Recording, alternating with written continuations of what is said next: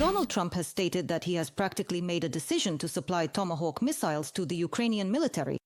If such a step is indeed taken, it could become one of the most significant changes in the US strategy of supporting Ukraine.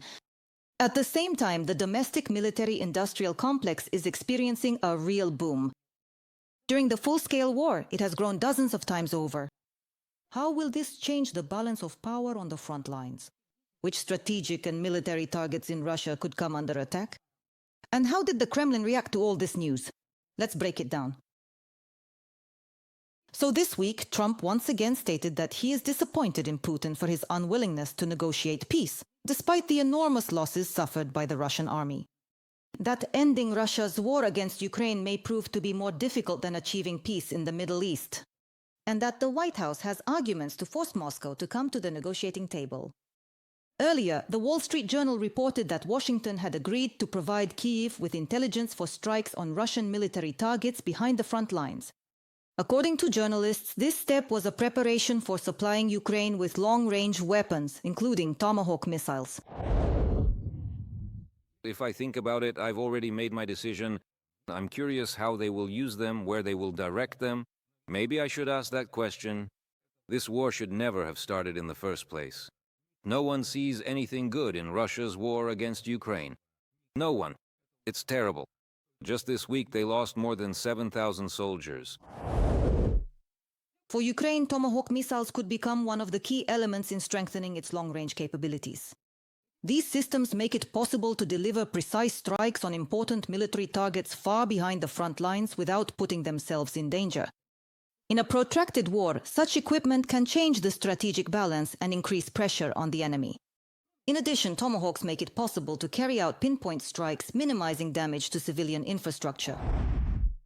The Tomahawk cruise missile is a subsonic, long-range cruise missile capable of delivering precise strikes at distances of over 1,600 kilometers. It flies at low altitudes using a terrain-following radar and GPS navigation, which makes it extremely difficult to detect and intercept with standard air defense systems.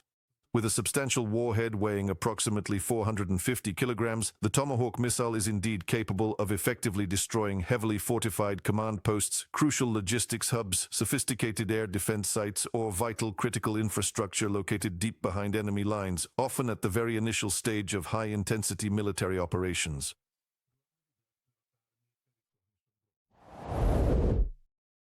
If Trump does end up supplying Tomahawks to Ukraine, nearly 2,000 military targets in Russia would fall within their strike radius. These calculations were presented by experts from the Institute for the Study of War. They even published a map of possible strikes. In their view, Kyiv would be able to undermine the actions of the Russian army at the front by targeting rear areas responsible for supplying and supporting offensive operations. The Kremlin is trying to prevent the United States from supplying Tomahawk missiles to Ukraine in order to preserve the safe haven that Russia enjoys in its rear areas.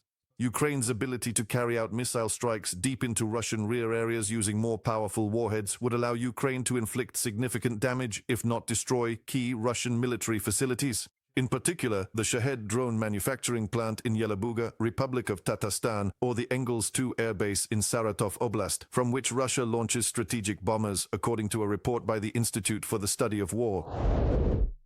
When Trump says that the decision to supply Tomahawk missiles is practically made, it's not just a clarification. Essentially, he is sending a signal to Putin. The window for diplomacy remains open. But if Russia does not take this opportunity, the deliveries may become a reality. According to experts, Ukraine will first be given a limited number of missiles to gauge the Kremlin's reaction. Again, if there is no response, strikes will be permitted on border targets. In the future, as escalation continues, both the supply and the range of use will gradually increase. President Trump started from a position where he gently tried to persuade Russia to end this war. That was the carrot phase. And of course, considering the latest wording that he has proposed, I see the emergence of the stick. How big that stick will be depends on the president himself. Moreover, since the beginning of the full-scale invasion, Ukraine has managed to turn its own defense industrial complex into a powerful and flexible system, capable not only of adapting but also of ramping up production, from armored vehicles and missile systems to various types of drones. Today, all of this can be produced in Ukraine. Despite shelling, logistical and financial problems, new enterprises are being launched in the country and existing ones are constantly being modernized. Our potential in the production of just drones and missiles next year will already be $35 billion. Already at the front, more than 40% of the weapons being used are our Ukrainian-made weapons. This is important, and this is weaponry that has been produced here by our people, produced in Ukraine. And there will only be more of our weapons. The task for enterprises, for the government, for all involved institutions is no less than 50% of the weapons at the front by the end of the year. Ukraine was able to quickly and efficiently establish artillery production. This year, almost 2.5 million mortar and artillery shells of various calibers have been supplied to the front. And the production of the famous Bodana self-propelled artillery systems has increased to 40 per month. When it comes to drones, both in their production and use, no one can match Ukraine. More than 500 companies are involved in the development and production of UAVs of various types. In addition, Ukraine has proven that it is capable of creating modern missile systems. It was these systems that played a key role in destroying several Russian warships, including the flagship of the Black Sea Fleet, the missile cruiser Moskva. According to The Economist, citing its sources, Kyiv has already begun using Flamingo cruise missiles, which can fly as low as 50 meters above the ground. Ukraine plans to ramp up production of its own long-range FP-5 Flamingo missiles, which have likely already been used to strike targets in Russia. Currently, they are producing 2 to 3 missiles per day. By the end of the month, they plan to increase this figure to 7 missiles per day. Each Flamingo missile costs about $500,000. For comparison, the American Tomahawk missile is about 4 times more expensive. However, it has a shorter range and carries significantly less payload. From a publication by The Economist. In addition, Ukrainian defense companies are planning to launch new joint production projects in Denmark. And by the end of the year, Kyiv will open platforms for exporting weapons to the EU, the US, and the Middle East. In Moscow, of course, there is concern both about the growth of Ukraine's defense industrial complex and about the supply of Western weapons.